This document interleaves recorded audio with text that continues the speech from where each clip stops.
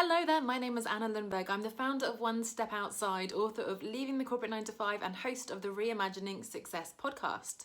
Now, we have been talking about leaving the corporate 9 to 5, and we have by nature been focusing on you as the individual, your fears, your concerns, as well as your dreams and desires and goals and so on. However, the reality is that a big change like this in your career and in your life more broadly isn't just going to affect you, it's going to affect the people around you.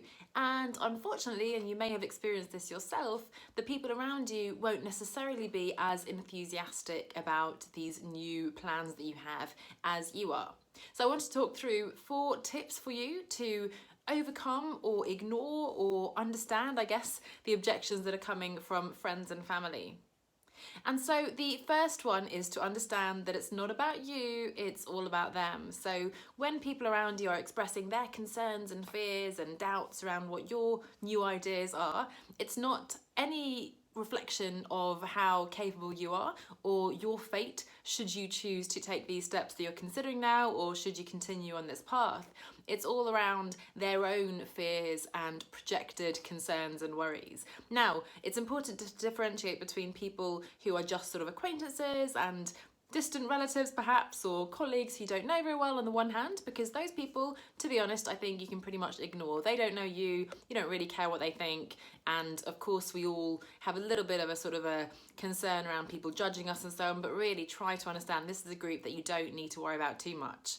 On the other hand, if it's your close friends and family, then of course that does matter to you. And in this case, I'd love for you to give them the benefit of the doubt and understand that they're well-meaning, well-intentioned, they care about you, and that's why they care what happens to you. So they may not be showing this in a very supportive way, it might not feel like they care about what you really want, but try to understand that it is coming from a good place. So number 1, it's not about you, it's about them.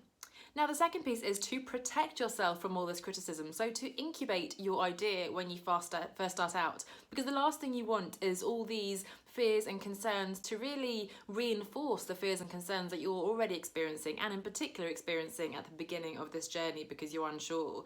You don't want to be telling every single person you meet left, right and centre, oh, I'm going to do this, I'm going to travel, I'm going to write a book, I'm going to start this business and that business, because to be honest, you're very likely, if not certain, to change your mind, change direction several times over during this journey.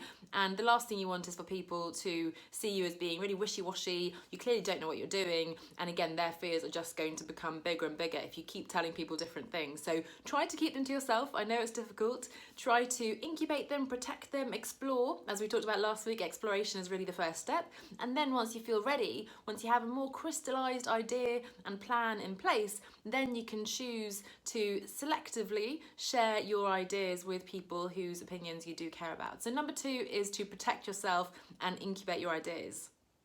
Having said that, number 3 is to get these people on board. So again, if it's someone who's directly affected by these plans, then for example your partner, of course, or someone who's dependent on your income and salary, so perhaps your children if they're old enough to understand, your parents, your friends, whoever might be directly affected or even indirectly affected by your choices, it's really important to get them on board, both because if they are affected, or if they are going to have to change maybe their lifestyle or take on more work or whatever it might be, or help you out by letting you stay with them for a while, then it's important that they do sort of understand what you're doing and agree to this part that they're going to play in your plans.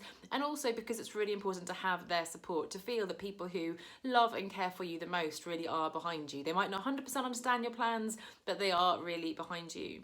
And then number 4, however supportive your friends and family might be, however much they're trying to be there for you, the truth is they're not necessarily going to provide you the support and guidance you need on this new path.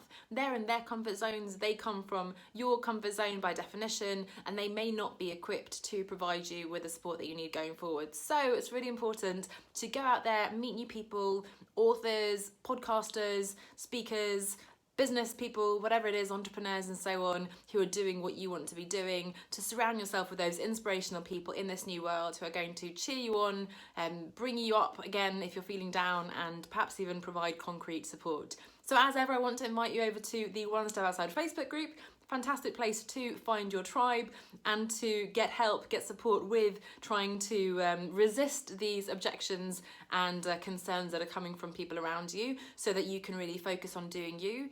Put in place your goals, your plan, your vision for how to execute this escape out of the 9 to 5 and to really build your business for a sustainable future, and most of all, enjoy the process while you're doing it. So you can search One Step Outside on Facebook, or you can just go to onestepoutside.com/community, onestepoutside.com/community. If you're not active on Facebook, just send me a PM and we'll have a chat about how I can support you elsewhere. Thanks so much for watching, and I'll see you next week. Bye for now.